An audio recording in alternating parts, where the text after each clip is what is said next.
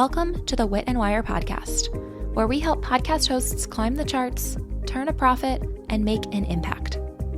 I'm your host, Melissa Guller, and in each episode, we share simple tips and creative strategies to help you create a binge-worthy podcast that listeners love.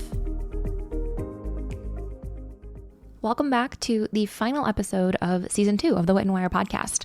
I can't believe it's been 40 episodes. In some ways, it feels like it's been way more, and in others, it feels like way less. And even though this is my 40th episode of Wit and Wire, if you count all the podcasts that I've hosted, I've now hosted well over 100 episodes, and I think over 100 interviews, let alone all the other solo and co-hosted formats that I've worked in. So it's been a lot of learning over the last few years, and that's exactly what I want to talk about today, because before I go on my season break, I want to talk about a few things that went well this season, a few things that maybe didn't go as well, and then I want to share just some personal updates about my life and my business here at Wit and Wire. So first up, I want to talk about what went well this season.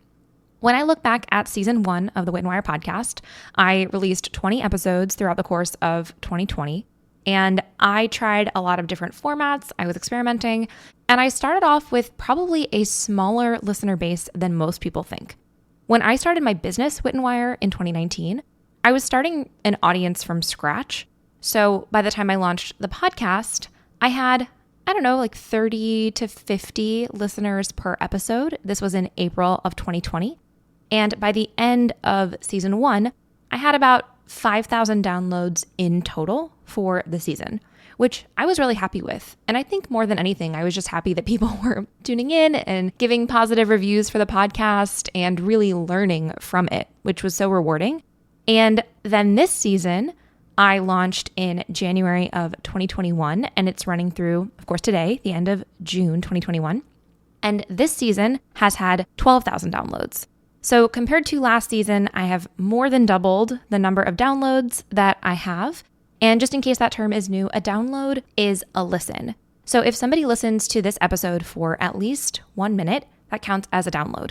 And it's different from listeners because one person could listen to this episode 5 times and that would count as 5 downloads. So it's one of the most important metrics to all podcast hosts. And to me, it doesn't matter what number you start with. When you release episode 1, depending on what you had done previously, if you already had an audience on another platform, I think you're more likely to have a good starting listener base. But if you are like me, you may just start with friends and family, people who know you and want to support you. So it's not about that starting number, it's about how you grow over time. And I'm sure at this point, the biggest question is, how did I do this? How did I double my downloads? And I think the answer will be different for everybody. But by far, the biggest strategy that I've used to build my podcast audience is to actually focus on building my business and then telling people that I have a podcast. So I think there's this misconception that the way to build up your podcast, the only way to build up your podcast, is to actually promote the podcast itself. Getting your name out there saying, hey, I have a podcast, tune in. And I definitely do that sometimes. But with Wit and Wire, I am a business that has a podcast. And so I'll promote my own business, whether it's going on other podcasts as a guest. I run a lot of paid ads. I'm guessing a lot of you found me because I was promoting a free masterclass or a free opt-in or my new free quiz. And then once you discover me and you attend the free training or you get on my email list, then I start talking about this podcast that I have. And so I think that's super important because even in every single touch point after that first opt-in, I mention my podcast so often. When you download a freebie on my site, the last page actually talks about my podcast and it says, here's how you can listen. When you're on my email list, in my welcome sequence, I talk about the podcast. In my weekly newsletter, I talk about the podcast. And so I think this is very different from how I imagine a lot of people go about growing their podcast because too often we only talk about Instagram and we focus on perfecting the grid.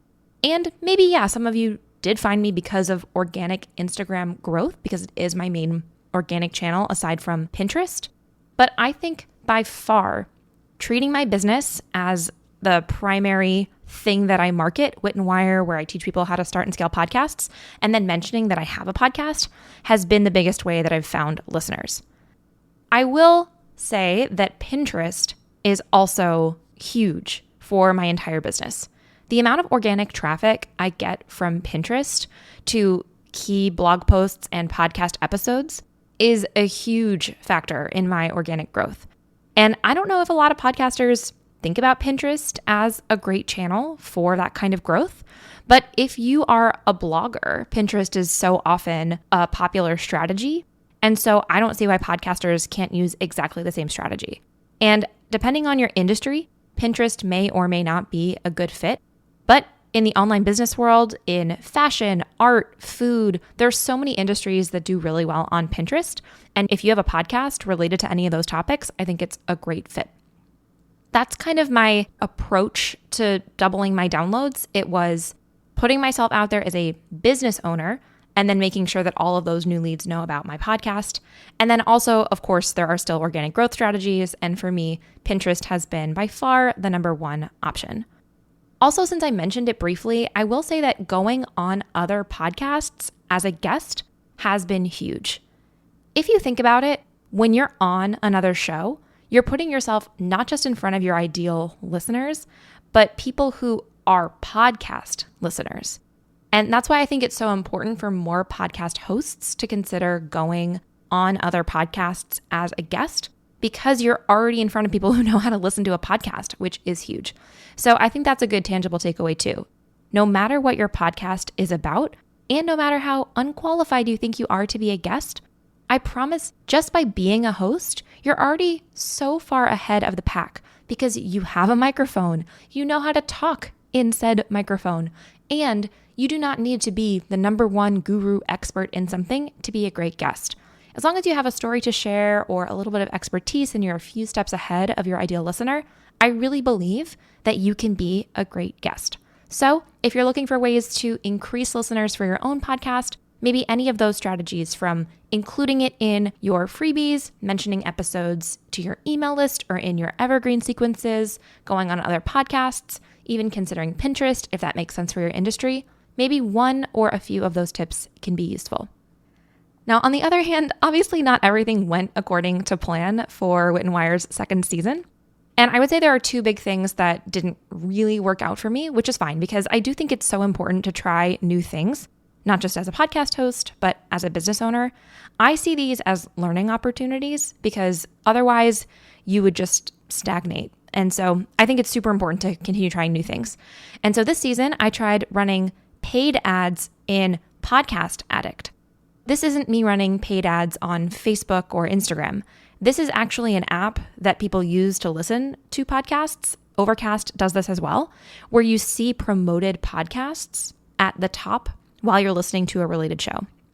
Now, the reason I say this didn't work is because I looked on Podcast Addict's site, and they don't guarantee anything, of course, but they say that if you pay for a month of promotion, which is what I did in May of 2021, you'll get roughly this many people to see your podcast, and then roughly this smaller number of people who will hit subscribe. The thing is, I didn't get nearly the promised exposure. Like the impressions count, just how many people were supposed to see my ad, it wasn't even half. It was closer to a third of what I was promised. Now, what I will say is that of the third, like that smaller number of impressions, it was about 1,000 impressions that I got. The number of people who actually subscribed to my podcast was much higher than the anticipated rate. So to me, that says that people who did find me hopefully tuned in and really loved the content. But I was a little bit disappointed because I felt like I paid for something and didn't get what I paid for. So would I recommend this strategy of running paid ads? In Podcast Addict, probably not. I did a little bit of research to see just how prominent that section is, and I was surprised to see just how many podcasts they promote at a time. So I don't think that I would recommend it per se, but in Overcast or a different app, maybe it's a different story. So if any of you have tried promoting your podcast as a paid promoted show in an app, I would love to hear about it. Send me a DM at Wit Wire, and I would be super fascinated to hear how it went for you, good or bad. The other thing that happened this season that has actually never happened to me before, not just for Wit and Wire, but actually for any podcast I've ever hosted, is that I didn't use everything that I recorded with other people. So I had a couple of extra podcast coaching calls with some Wit and Wire community members, and I didn't get to use those. And I actually had one guest interview that I chose not to air. And I didn't intend to be overbooked. I don't think anyone ever is. But after those were all recorded, I ended up needing to make more space in my podcast calendar for all of Apple's announcements. I think I ended up adding 3 solo episodes to the season that I did not expect to release. And so I had to make 3 hard decisions about 3 episodes to cut. And it is such an awful feeling to email somebody and say, your episode is not going to go live. It does not feel good at all. But I knew it was the right decision because as a podcasting expert, I couldn't not talk about Apple subscriptions. I couldn't not talk about these things. And you can go back a few episodes to episode 34, I believe, about Apple paid subscriptions, which was huge.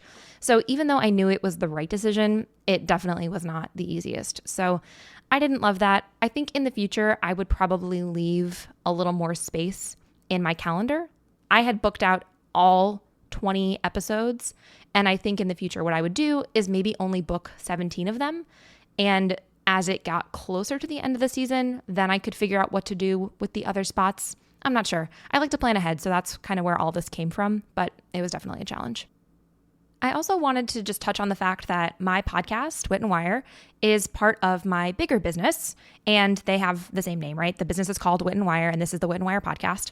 And I think it's been interesting just to realize that although I chose it to build brand recognition, I used to be pretty opposed to people using the word podcast in the title of their podcast because I felt like it was redundant. And of course, it's a podcast that you're tuning into. But about midway through this season, I started calling this the Wit and Wire podcast because I wanted to differentiate it from my overall business. I realized that when I was talking to just people in my life outside of work, a lot of people jumped right to the very logical assumption that I had a podcast that earned money. But the way I see it, I'm running a business that has a podcast that markets the courses and services that I sell. And I think it's an important distinction because I identify as a CEO, as a small business owner. And I think that there is a huge difference strategically between being a business owner with a podcast and being a podcaster trying to earn money, where the podcast itself is the product, the way that Spotify keeps acquiring exclusives, the way that some people get paid a lot of sponsorship or even merchandise money for the podcast itself. That isn't what I'm doing. And so I felt the need to say that this was called the Wit and Wire podcast so that people might ask, oh, is there a business behind it? So I have changed my tune a little bit on the word podcast in your title. I would say if you're doing something similar to what I do, which is that I have a business or even your own name as the eponymous strategy for your show, it can make sense to include the word podcast. At the same time, my other show, Booksmart, I wouldn't call that one the Booksmart podcast because there's no Booksmart business. It's kind of implied. So maybe there's a small tip in terms of naming or the way that you refer to your show. That was something that I have, like I said, changed my mind about. I also wanted to share before we go just a few updates that are not about podcasting per se, but that are about my actual business, Wit and Wire. So some of you who have been around for a long time probably know that I work for Teachable. But as of this episode, now I can tell you that I formerly worked for Teachable because I did finally put in notice, and after working at Teachable for nearly 4 years, I am now full-time on my business at Wit and Wire. That might be a surprise if some of you didn't realize I was already there. But a little bit of my backstory, I worked at Teachable for 4 years, and I really loved it. Teachable is the online tool that powers my own online courses here at Wit and Wire, and I'll include a link in the show notes if you want to check it out. But I have really enjoyed everything about being in the online course space from the perspective of a tech startup. I got to meet so many creators and see what was possible for their businesses. I got to pitch the concept of Teachable having a podcast, Everything is Teachable, which peaked at the #2 career podcast in America, which was amazing. And I got to meet so many diverse creators through just all aspects of that job. And before I worked at Teachable, I worked full-time for a man named Ramit Sethi. He wrote the book, I Will Teach You to Be Rich, and he was running his own very successful online course business as well. And between those two jobs, Teachable and Ramit's company, and then also me teaching in-person classes at General Assembly, New York, I've been in so many different positions in the online course and education tech space that it's felt like starting my own business has been a long time coming. It's been a dream of mine to have my own business full time. And I did just want to say that to all of my current and past students and clients, I am so grateful for you. Not just because you've enabled me to finally go full time on this big dream, but also I just feel honored that you've chosen to work with me and to learn with me. And it's been so rewarding to watch all of you launch podcasts and scale them. And I just can't wait to continue to watch you grow and to welcome in more new students over time. So I just wanted to say a huge thank you because you are my motivation for having this business and you all mean a lot to me. Now, before we go, what is up next for Wit and Wire? I'm going on a season break, so I won't be releasing new podcast episodes, but I will be spending time doing a few things. So first is that I really want to focus on my student experience inside my signature program, the Podcast Launch Accelerator. I love this program. It is a self-paced program to help you launch a podcast. And I also have group coaching calls, so I really get to know the students inside the program. But what I love about helping students launch a podcast is just hearing all of the different ideas that people have about the topic for their shows, the way they want to do it. I'm super inspired by all the students.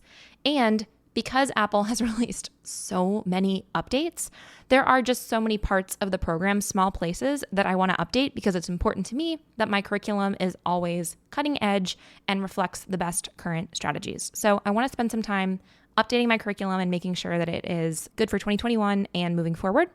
I also now have a lot of alums. I have students who have graduated from the program and they're asking me about how to continue scaling their podcast, consistently find more listeners. And so I'm considering what I can do to help. And I do have a small beta membership. If you're interested, you can DM me at Wit and Wire and say, I'm interested in growing my podcast or something similar.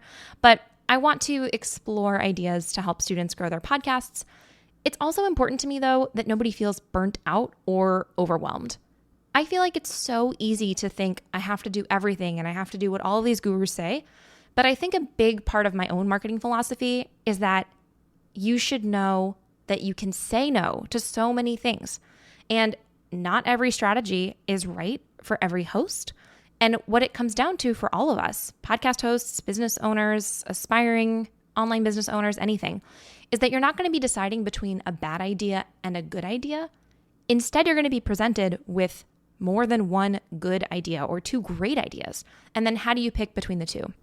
So I don't have it all figured out, but I do want to figure out more ways to empower people to choose what's right for them, to simplify their podcast production, and to still make an impact and reach more listeners and share their message with a wider audience, to build their authority, to legitimately make more money in their business because of their podcast, just as I've been able to do. These are the things that I want to help more people do. So again, if you are interested in growing your podcast, if you're already launched, just DM me at Wit and Wire, and I'm trying to put like a small beta group together, so keep me posted. In addition to working on my programs, I'm also still going to be putting out blog posts and content. There are some specific posts that I really want to write, and I just want to focus on one thing at a time. That's always been huge for me. I can't do everything at once. And so while I'm in the off season, I'm going to just focus on some of those other core pieces of content. And I never thought I would say this, but I feel like within the next year, I might want to try YouTube. Not as a podcast. I actually don't think it's a great strategy, and other experts agree. Not a great strategy to just post your full podcast episode on YouTube unless you have a bigger YouTube strategy, and that's a whole topic for another day. But I really love to teach, and I feel like YouTube could be a good outlet for that. So I'm considering maybe, no rush, but maybe within the next year, dabbling into YouTube. So that would be a whole new thing for me. To wrap up this episode and really wrap up this whole season, the biggest thing on my mind is that I'm on a mission that I think is bigger than just podcasting.